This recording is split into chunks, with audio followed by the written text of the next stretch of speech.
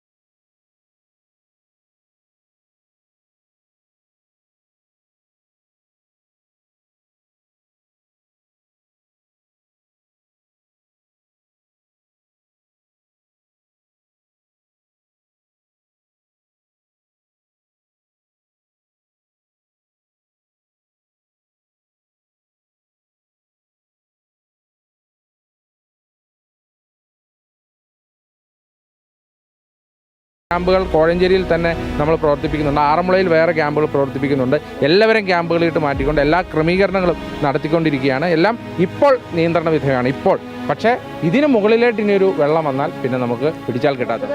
ആറന്മുള ക്ഷേത്രത്തിലെ വള്ളസദ്യ ചടങ്ങ് മാത്രമായി ചുരുക്കി. ഇന്നലെ രാത്രിയിൽ പോയ വൈദ്യുതി ബന്ധം പുനഃസ്ഥാപിക്കാനുള്ള ശ്രമങ്ങൾ ഇപ്പോഴും തുടരുകയാണ്. പമ്പയാറിലെ ജലനിരപ്പ് താഴാൻ ഇനിയും മണിക്കൂറുകളെടുക്കും. Big TV, Pathanamthitta.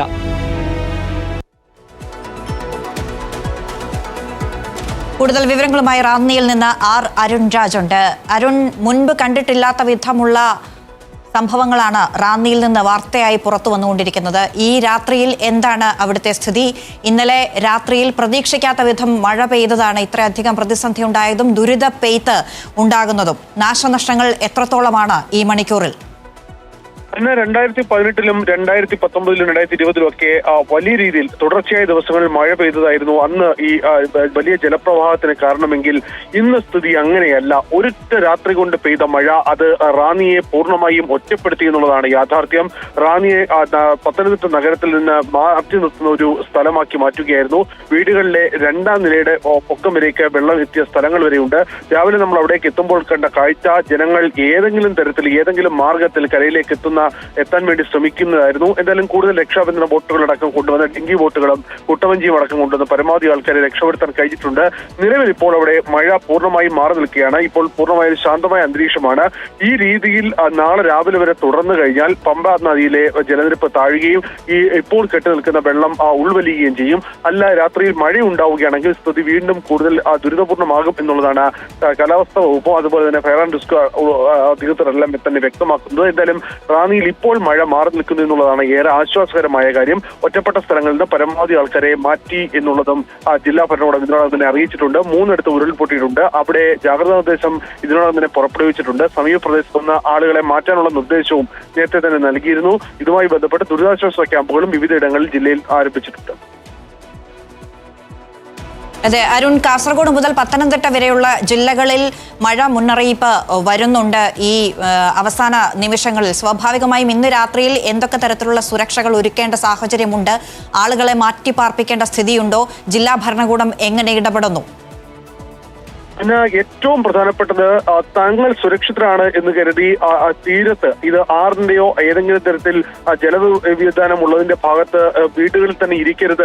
പരമാവധി ആളുകൾ ദുരിതാശ്വാസ ക്യാമ്പിലേക്ക് പോകണമെന്ന ആവർത്തിച്ചുള്ള അഭ്യർത്ഥന ജില്ലാ ഭരണകൂടത്തിന്റെ ഭാഗത്തുനിന്ന് ഉണ്ടാകുന്നുണ്ട്. മഴ മാറി നിൽക്കുന്നുവെന്ന ഒറ്റ കാരണത്താൽ വീടുകളിൽ മാത്രമായി ഇപ്പോൾ ഒതുങ്ങിക്കൂടരുത്. കാരണം സുരക്ഷിതമല്ല എന്ന ഏതെങ്കിലും തരത്തിൽ തോന്നലുണ്ടായാൽ ജില്ലാ ഭരണകൂടത്തിന്റെ നിർദ്ദേശപ്രകാരം അവരുടെ അഭ്യർത്ഥന പ്രകാരം ദുരിതാശ്വാസ ക്യാമ്പിലേക്ക് മാറുക എന്നുള്ളതാണ് ഏറ്റവും പ്രധാനപ്പെട്ട കാര്യം. ഏതെങ്കിലും തരത്തിൽ മുന്നറിയിപ്പ് വന്നാൽ ഉടൻ തന്നെ ആ സ്ഥലത്തു നിന്ന് മാറണമെന്ന മുന്നറിയിപ്പ് നേരത്തെ തന്നെ നൽകിയതാണ്. അതുകൊണ്ട് അക്കാര്യത്തിൽ ജാഗ്രത ഉണ്ടാകണം. എന്തായാലും എല്ലാ പോലീസ് സ്റ്റേഷനുകൾക്കും കൃത്യമായ അലർട്ട് ഇപ്പോൾ നൽകിയിട്ടുണ്ട്.